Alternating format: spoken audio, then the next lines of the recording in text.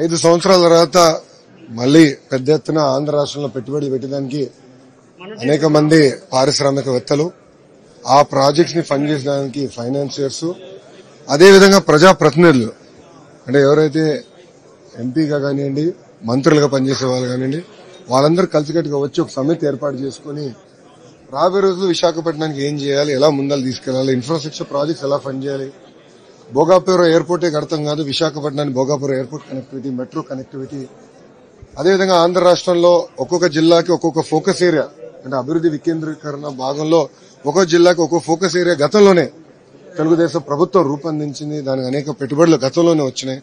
గత 5 సంవత్సరాలు speed breaker గా ఆగింది. ఇప్పుడు ఎనిమల్ ఎట్లా యాక్సిలరేట్ చేయాలన్న డిస్కషన్ కూడా చేస్తాం జరిగింది. మీ అందరూ తెలుసు, ప్రజలందరూ కూడా తెలుసు, గత 5 సంవత్సరాలుగా గత ప్రభుత్వం రోడ్లు వేస్తాం కానివ్వండి గుంతలు కనీసం పూడ్చలేదు. దానివల్ల ప్రజలు ఇబ్బంది పడ్డారు. అనేక మంది పారిశ్రామికవేత్తలు కూడా గతంలో వెనక్కి వెళ్లిపోయే పరిస్థితికి వచ్చింది. సో ఎకనామిక్ యాక్టివిటీ మొత్తం రివైవ్ చేయాలి, ఇన్ఫ్రాస్ట్రక్చర్ మీద పెద్ద ఎత్తున పెట్టుబడులు పెట్టాలి, మళ్లీ వెనుకబడిన ఆంధ్ర రాష్ట్రాన్ని ముందు వెళ్లాలి, one of the top fastest growing states గా ఎట్లా తీర్చిదిద్దాలని దానిపైన మేము కూడా ఈ సమ్మిట్ ద్వారా చర్చిస్తున్నాం. దీంట్లో మంచి సలహాలు ఐడియాస్ వస్తాయి, అది ముందలు తీసుకెళ్తాం. అందరూ వచ్చిన డిగ్నిటరీస్ అందరూ కూడా ఒకటే చెప్పాను, మేము ఇచ్చిన 6 హామీలో మొదటి హామీ 20 లక్షల ఉద్యోగాలు కల్పన మా లక్ష్యం అని. దానికి ఎవరు ఎక్కువ ఉద్యోగాలు కల్పిస్తే అలాంటి పెట్టుబడులు పెడితే వాళ్ళకి మెరుగైన ఇన్సెంటివ్స్ ఇస్తాము, వాళ్ళు పెద్ద ఎత్తున ఆహ్వానిస్తామని కూడా నేను వాళ్ళకి హామీ ఇస్తాం జరిగింది. ఇంకా విశాఖపట్నం విషయంలో నేను చాలా స్పష్టంగా చెప్పా, ఇది మన ఐటీ డెస్టినేషన్ అని. గతంలో అనేక డేటా సెంటర్ సంస్థలతో మనం ఒప్పందాలు కూడా కుదుర్చుకున్నాం. కానీ గత ప్రభుత్వం అవన్నీ పక్కన పెట్టేసిన ఒక్క కంపెనీ కూడా సరిగా ఫీడ్ అవ్వలేదు. రాబోయే రోజుల్లో మీరే చూస్తారు పెద్ద పెద్ద అనౌన్స్మెంట్స్ విశాఖపట్నానికి రాబోతున్నాయి. విశాఖపట్నాన్ని ఇతర రాష్ట్రాలతో పోటీపడే విధంగా మేము రూపొందిస్తాం. ఇంకో పక్కన ఐటీ పెట్టుబడులు కూడా పెద్ద ఎత్తున తీసుకొస్తాం. నిరుద్యోగ యువకులకి సొంత రాష్ట్రాల్లోనే ఉద్యోగాలు ఉపాధి కల్పించే లక్ష్యంతో మేము పనిచేస్తాం. ఇప్పుడు ఆల్రెడీ ఐటీ ఎలక్ట్రానిక్స్ వచ్చి గల అనేక కంపెనీలతో కూడా మేము చర్చిస్తాం జరిగింది. ఫస్ట్ నేను ఏం చేశానంటే ముందులో ఉన్న ఐటీ కంపెనీలతో మీకు తెలుసు, ఇది 3వసారి నేను వైజాగ్ వచ్చాను. దాని ముందరనే ఫస్ట్ వచ్చినప్పుడు ఐటీ కంపెనీలతో మేము మీటింగ్ పెట్టుకున్నాం. వాళ్ళు ఎదుర్కొన్న సమస్యలు ఏంటి, ఇన్సెంటివ్స్ ఏంటి అవన్నీ స్ట్రీమ్ లైన్ చేశాం. ఒక ఐటీ కంపెనీ, ఒక పెద్ద ఐటీ కంపెనీ దాదాపు 1500 మందికి ఉద్యోగాలు కల్పిస్తారు. రాబోయే 5 సంవత్సరాలు 20,000 మందికి ఉద్యోగాలు కల్పించే కంపెనీకి గతంలో కనీసం వీధి దీపాలు వేయలేదు, వాళ్ళకి కావాల్సిన బస్ సౌకర్యాలు అందజేయలేదు. అవన్నీ కూడా క్లియర్ చేశారు. ఎందుకంటే వీళ్ళు మన బ్రాండ్ అంబాసిడర్స్ గా ఉంటారు.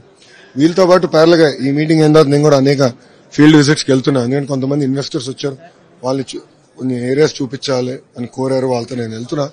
సో రాబోయే 100 రోజుల్లో ఫస్ట్ 100 days ఉన్నది సెట్ చేసి రాబోయే 100 రోజుల్లో పాలసీ, ఐటీ పాలసీ అంటే ఒక ఐటీ పాలసీ, జీసీసీ పాలసీ లాంటి అన్ని తీసుకొచ్చి మేము ప్రజల ముందర పెడతాం, పారిశ్రామికవేత్తల ముందర పెడతాం, రోడ్ షోలు చేస్తాం.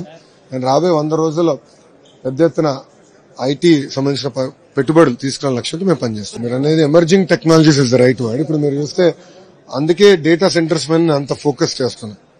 డేటా సెంటర్స్ కి ఏర్పాటు చేయాలి, పెద్ద ఎత్తున పెట్టుబడులు డబ్బులు వస్తున్నాయి దానికి. దాంతో ప్యారల్ గా డేటా మన టెక్నాలజీ కూడా ఎవ్రీ 3 years అప్గ్రేడ్ చేయాలి. సో సర్వర్ మ్యానుఫ్యాక్చరింగ్, అసెంబ్లింగ్ మనం ఎందుకు చేయకూడదు ఆంధ్ర రాష్ట్రంలో అనేది నాకు. డేటా సెంటర్స్ కి major cost is energy, renewable energy ఎందుకు ఆంధ్ర రాష్ట్రంలో ఉండకూడదు. సో మొత్తం ఎక్కువ సిస్టమ్ మనం క్యాప్చర్ చేయాలి, ఇది ఒక భాగం. డేటా సెంటర్స్ వస్తే ఆటోమేటిక్ గా ఆర్టిఫిషియల్ ఇంటెలిజెన్స్ వస్తుంది, దాంట్లో పెద్ద ఎత్తున ఉద్యోగాలు ఉపాధి కల్పించగలుగుతాం. గతంలో సంస్థతో ఒప్పందం కుదుర్చుకున్నాం, దాదాపు 1,00,000 కోట్ల పెట్టుబడి, వాళ్ళకి భూమి కూడా నీట్ గా చేసి వాళ్ళకి అందించాం, శంకుస్థాపన వేసాం. బట్ ప్రభుత్వాలు మారిన తర్వాత వాళ్ళని కూడా పంపించే పరిస్థితికి వచ్చారు. సో వాళ్ళందరితో నేను మీటింగ్ పెట్టుకున్నాను, తొందరలోనే వాళ్ళతో ముందరికి వెళ్తాం, వాళ్ళతో డిస్కస్ చేసి భవిష్యత్ కార్యాచరణ మేము ప్రకటిస్తాం. అందుకే మొదటి 100 రోజులు ఉన్న ఐటీ కంపెనీలతో మీటింగ్లు పెట్టుకుని వాళ్ళు ఎదుర్కొన్న ఇబ్బందులు ఏంటి, పెండింగ్ ఇన్సెంటివ్స్ ఏమేమి ఉన్నాయి, గత ప్రభుత్వం అసలు అప్లోడ్ కూడా చేయనీలేదు.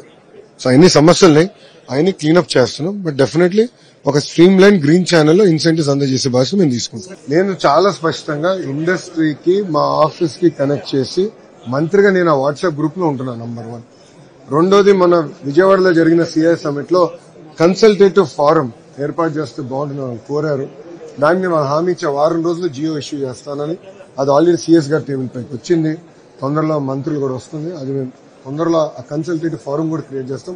2 నెలలకు ఒకసారి మేము కూర్చుంటాం, వాళ్ళు ఎదుర్కొన్న సమస్యలు ఏంటి అంటే అర్జెంట్ ఉంటే రియల్ టైం చేస్తాం, రెండు నెలలు కూర్చోగలిగిన ఉంటే will SIT will discuss and solve this.